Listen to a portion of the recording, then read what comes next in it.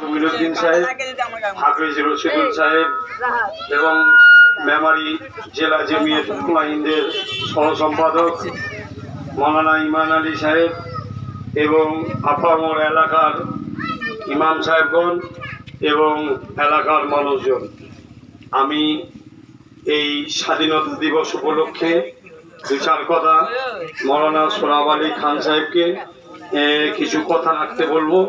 সকলের উদ্দেশ্যে উনি কিছু কথা আপনাদের সামনে রাখবেন।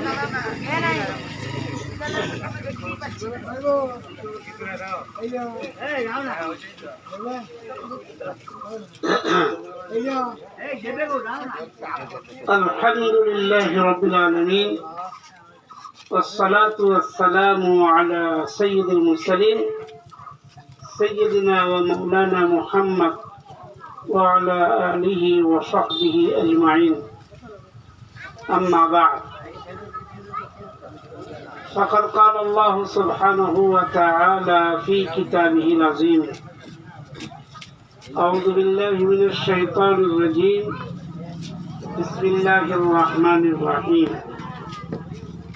يا أيها الناس اعبدوا ربكم الذي خلقكم والذين من قبلكم لعلكم تتقون. صدق الله العظيم.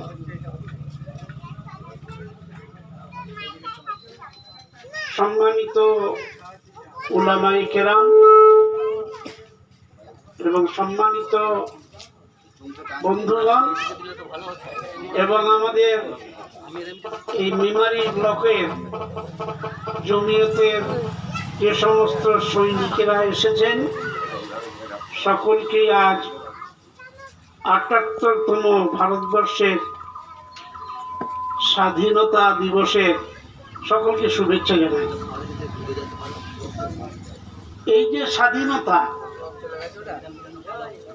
আমরা অধিকাংশ লোক অবগত নই যে স্বাধীনতার সর্বপ্রথম যারা এই রাস্তায় নেমেছিল, তারপরে পুরো ভারতবর্ষকেই নামানো হয়েছিল, কিন্তু সর্বপ্রথম যারা উদ্যোক্তা ছিলেন তারা ছিল জমিয়ত উলামা হিন্দের সেই সমস্ত মহান ব্যক্তিগণ, যাদের ইতিহাস আমরা অধিকাংশ লোক জানি না, কিন্তু এটা সত্য।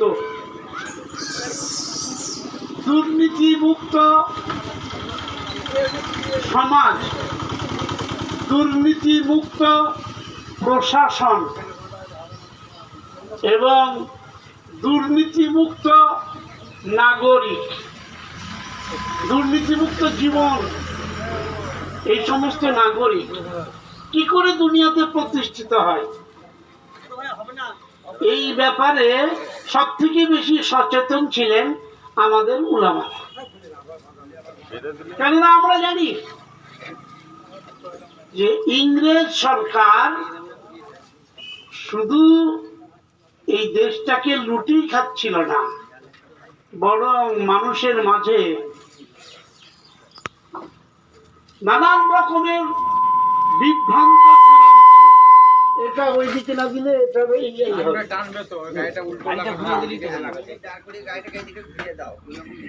সম্মানিত শুধু আমরা জানি যে মানুষের মধ্যে হিংসা, মানুষের মধ্যে বিদ্বেষ ছড়ানোর সব থেকে বেশি যে কাজটা করেছিল ইংরেজরা, এই সম্পর্কে খুব বেশি সচেতন ছিলেন আমাদের এই সমস্ত জ্ঞানী উলামারা, বিশেষ করে দেওবন্দের উলামারা।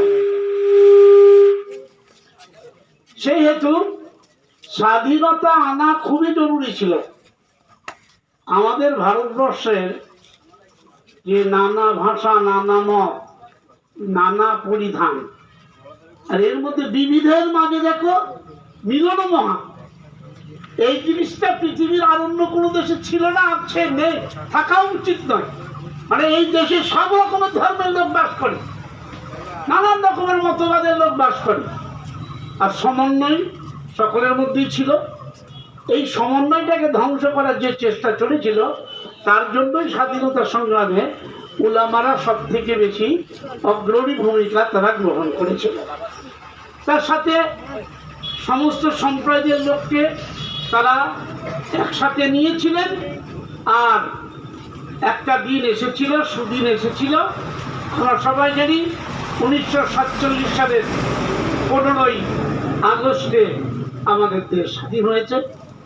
কিন্তু আমরা যদি দেখি যে সত্যি কি আমাদের দেশের মধ্যে স্বাধীনতার মানে খুবই কি বলবো বিপদ মুক্ত হয়ে ভালোভাবে জীবনযাপন করতে পারছি, না আশঙ্কার জীবন আমাদের?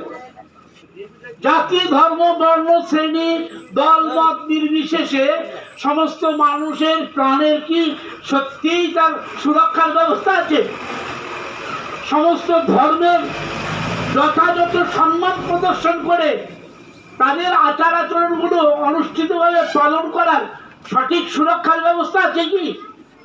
আজকে যদি আমরা দেখি যে রাজনীতিটা এমন ভাবে চলে যাচ্ছে যে শুধু মানুষের মধ্যে হিংসা ছড়ানো হচ্ছে, বিদ্বেষ পয়দা করা হচ্ছে, সাম্প্রদায়িকতার সৃষ্টি করা হচ্ছে। আমরা ভারতবর্ষের মধ্যে সত্যি সমস্ত মানুষ জাতি, ধর্ম, বর্ণ, শ্রেণী নির্বিশেষে নিরাপদ নয়। যাতে মানুষ দুর্নীতিমুক্ত সমাজের মধ্যে উন্মুক্তভাবে নিঃশ্বাস নিতে পারে,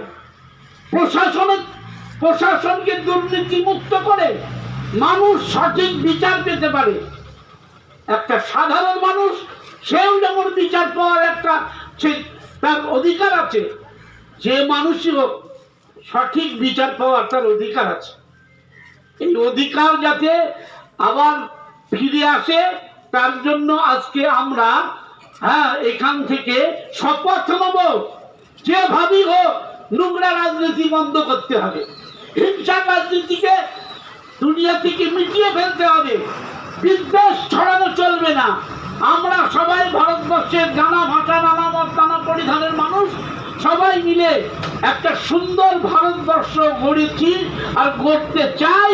দুর্নীতিমুক্ত সমাজ প্রতিষ্ঠিত করতে চাই, দুর্নীতিমুক্ত প্রশাসন আমরা প্রতিষ্ঠিত করতে চাই। এইটাই আমাদের লক্ষ্য।